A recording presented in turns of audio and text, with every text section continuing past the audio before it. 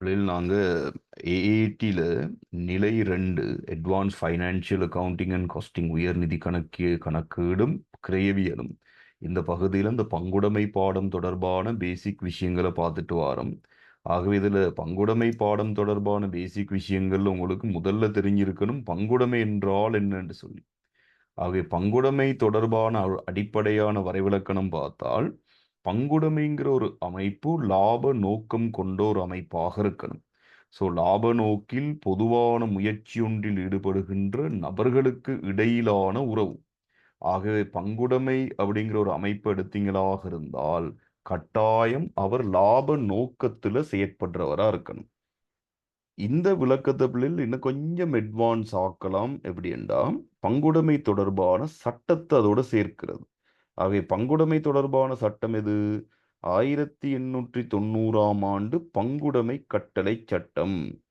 அப்ப 1890ஆம் ஆண்டு பங்குடைமை கட்டளை சட்டத்திற்கு அமைவாக நாங்க ஏற்கனவே கொடுத்த லாப நோக்கில் பொதுவான முயற்சியொன்றிலே ஈடுபடுகின்ற நபர்களுக்கு இடையேயான மிக சிறந்த உறவு பங்குடைமையாக இருக்கலாம்.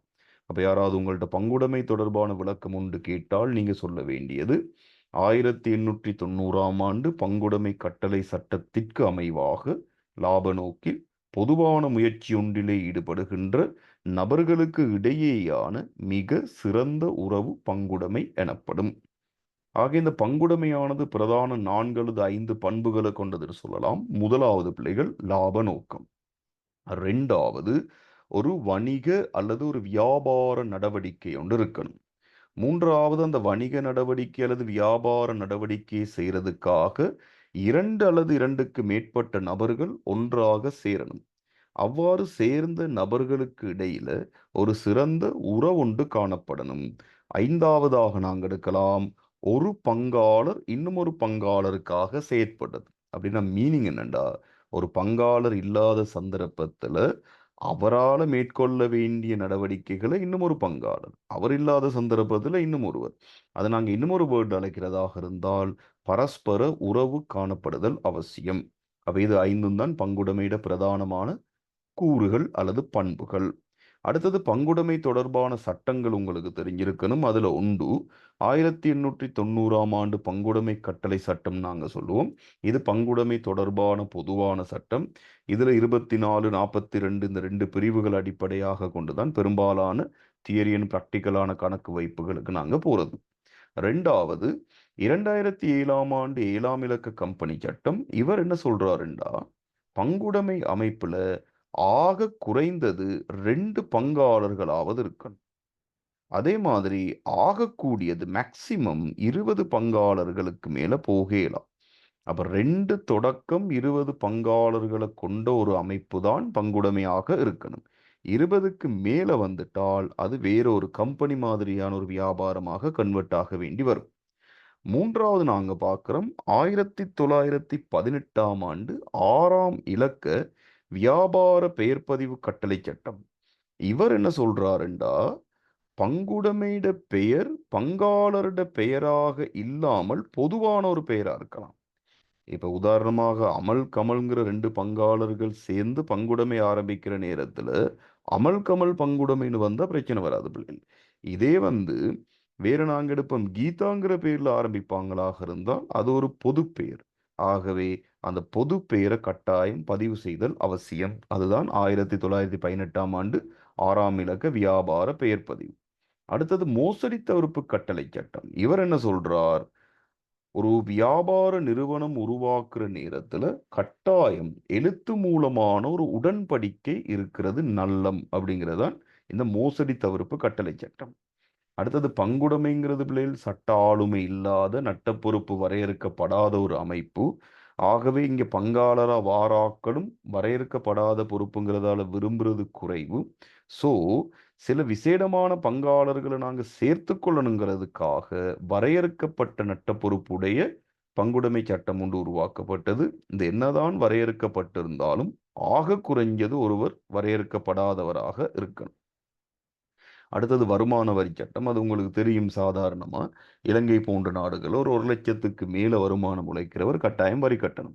ஆனா பங்குடைமைங்கிறது சட்ட ஆளுமை இல்லை. சட்ட ஆளுமை இல்லாததால் அது ஒரு தனி அழகாக பார்க்கலாம். அப்ப பங்குடைமை வியாபாரத்துக்கு வரி அறவிடுதல் இருக்காது.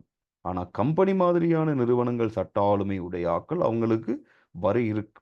ஆகிய பங்குடைமையை பொறுத்தளவுல பங்காளர்கள் தங்கட வருமானத்துக்கு கட்டாயம் வரி கட்டணும். அதே மாதிரி கானர் எதிர் மறை வழக்கு தீர்ப்புங்கிற ஒன்றும் ஓரளவுக்கு நாங்கள் இந்த பங்குடைமை பாடத்துக்கு அப்ளை பண்ணுறோம்.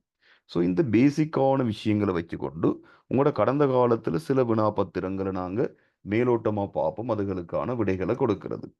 அப்போ பாருங்க, இதில் தாராங்க 1.6ங்கிற கேள்வி இலங்கை பங்குடைமை வணிகங்களுக்கு பொருத்தமான 2 சட்டங்கள் கேட்குறாங்க அல்லது ஒழுங்கு விதிகள்.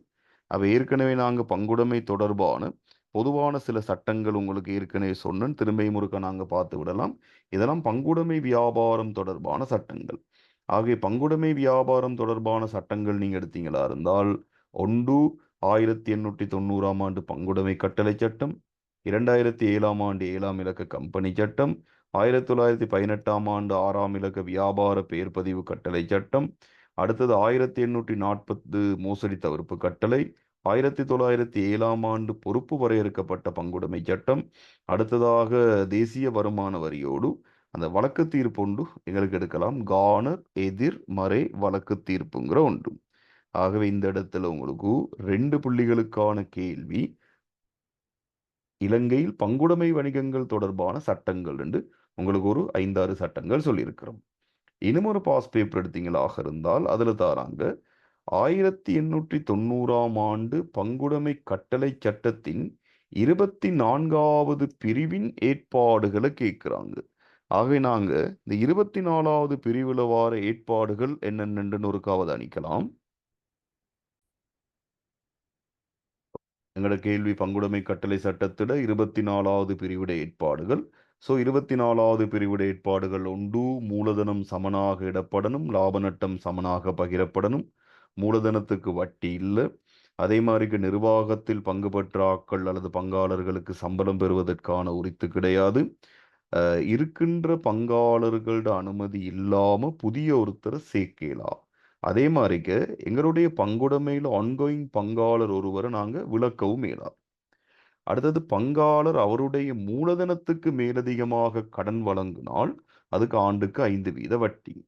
ஒரு பங்குடைமைங்கிற அமைப்பு பிள்ளைகள் சுயாதீனமா இயங்கணும், வெளிப்படையாக இயங்கணும்.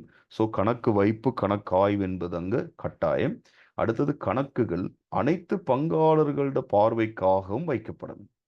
அடுத்தது சில சந்தர்ப்பங்கள்ல பங்காளர் பங்குடைமைக்கு செலவுகள் செய்யலாம், பங்குடைமை பங்காளருக்கு செலவுகள் செய்யலாம். இந்த மாதிரியான சந்தர்ப்பத்தில் அதை மீள பெறுறதுக்கான உரிமை அவங்கள்ட்ட இருக்கு. ஆகவே இதுகள் 24வது பிரிவிட ஏற்பாடு. ஸோ உங்களோட கேள்வி 24வது பிரிவிட 2 ஏற்பாடுகள் தானே. ஸோ இதில் நாங்கள் சொன்ன நிறைய ஏற்பாடுகள் இருக்கு பிள்ளைகள். அந்த நிறைய ஏற்பாடுகளில் 2 3 நீங்க எழுதக்கூடியதாக இருக்கும். அது 24வது பிரிவு. 42 கேட்டிருந்தால் நீங்க சொல்ல வேண்டியது என்ன? விலகும் பங்காளரிட தொகை. 42வது பிரிவை நாங்கள் ஒரு மேலோட்டமா பார்த்துருவோம். விலகுகின்ற பங்காளருக்கு செலுத்த வேண்டிய தொகையை நாங்கள் செலுத்தலையாக இருந்தால் அதை உடனடியாக கடன் கணக்கொன்றுக்கு மாற்றி அதுக்கு 5% வட்டி கொடுக்கணும், வருடாந்த வட்டி. இது 42வது பிரிவு. ஸோ கேள்வியை நீங்க சரியா அவதானிக்கணும். 42 24 24ஆக இருந்தால் நிறைய ஏற்பாடுகள் வரலாம். 42வது பிரிவாக இருந்தால் உங்களுக்கு ஒரே ஒரு விஷயம்தான் அதுக்குள்ளால வரும். அது பங்காளர் விலகல் தொகை செலுத்தப்படாத நேரத்தில் அதை கடன் கணக்குக்கு மாற்றணும். அதேபோல் 24வது பிரிவிட ஏற்பாடுகள் சம்பந்தமான கேள்வியை முடிச்சிருக்கிறோம். நாங்கள் இன்னும் ஒரு கேள்வி ஒன்று பார்க்கலாம். இங்க உங்களுக்கு பிரதானமாக கேட்கப்படுற கேள்வி என்னண்டா, பங்குடைமையுடன் தொடர்புடைய கூற்றுக்கள் சிலது தரப்படுது ஏபிசிடிண்டு. இதுல மேற்கூறிய பங்குடைமை தொடர்பான கூற்றுக்களில் சரியான கூற்று அல்லது கூற்றுக்கள் ஏதாவது ஒன்று சரியா இருக்கலாம் அல்லது ஒன்றுக்கு மேற்பட்டதுகள் சரியா இருக்கலாம். அதுல பாருங்க, முதலாவது எழுத்து மூலமான உடன்படிக்கை ஒன்று இல்லாத விடத்து பங்குடைமை ஒன்றை உருவாக்க முடியாது. அது பிள்ளைகள் எழுத்து மூலமாக இல்லாமலும் பங்குடைமை ஒன்றை உருவாக்கலாம், அது கட்டாயம் கிடையாது. ஸோ ஏங்கிற கூற்று நாங்க எடுக்கலாம். அப்ப இங்க ஏ இருக்கிற விடைகள் உங்களுக்கு வராது. ஸோ முதலாவது விட வராது, மூன்றாவது விட வராது. அப்ப நாங்க பியை வச்சுக்கொண்டு பெரும்பாலும் முடிவுக்கு போகலாம். பங்குடைமை வியாபாரம் ஒன்றில் பங்காளர்களோட உச்சபட்ச எண்ணிக்கை 50 தாராங்க. அப்ப நான் ஏற்கனவே சொன்னேன், பங்குடைமையில கம்பெனி சட்டம் சொல்றார் 2 தொடக்கம் 20 தான். ஸோ 50 பங்காளர் சேர்றதுக்காக சட்டம் ஒன்று கிடையாது. ஆகவே இந்த 2வது கூற்றும் பிழை, பியும் பிழை. ஸோ பி இருக்கிற விடையும் வெட்டுப்பட்டுருது. ஆகவே 4வது விடையும் வெட்டுப்படுது. பார்ப்போம், அப்ப சி மட்டும்தான் விடையா வரலாம். சி என்னண்டா, பங்குடைமை ஒன்று லாப நோக்கத்துடன் பொதுவான வணிகத்தை நடத்துகின்றது. எஸ், நாங்க முதலாவது சொன்ன அதே விளக்கம் அப்படியே பங்குடைமையிட வந்திருக்கு. ரைட், முதலாவதாக நாங்க சொன்ன விளக்கம் என்ன? லாப நோக்கில் பொதுவான முயற்சியொன்றிலே ஈடுபடுகின்ற நபர்களுக்கு இடையேயான மிக சிறந்த உறவு. ஆகவே லாப நோக்கம் இருக்கணும், பொதுவான வணிகம் ஒன்று செய்தால் அதை நாங்க பங்குடைமையாக ஏற்றுக்கொள்ளலாம். சி சரி. 4வது டி, பங்குடைமை சட்ட ஆளுமை கொண்டிருக்கிறது. நான் உங்களுக்கு முதல்ல சொன்னேன், பங்குடைமை சட்ட ஆளுமை இல்லாத ஒரு ஆள். ஸோ அவருக்கு இந்த கூற்று சரி வராது. இருக்கிற கூற்றுக்கள்ல சி மட்டும்தான் வரும். ஸோ இந்த 2வது விடத்தான் இருக்கிறதுல பெர்ஃபெக்டான ஆன்சர். ஆகவே நாங்க இந்த பங்குடைமை தொடர்புல வந்திருந்த சில அஹ், பகுதி ஒன்றுக்குரிய வினாக்கள், பகுதி ஒன்று அப்படிங்கிறது பேர், இது ஏ பாட்டா இருக்கணும். ஸோ ஏ பாட்டுக்குரிய வினாக்கள் ஒரு 3-4 வினாக்கள் செய்து பார்த்தோம். அப்போ உங்களுக்கு இதுல இருந்த டவுட்ஸும் கிளியர் ஆகி இருக்கும்னு நினைக்கிறேன்.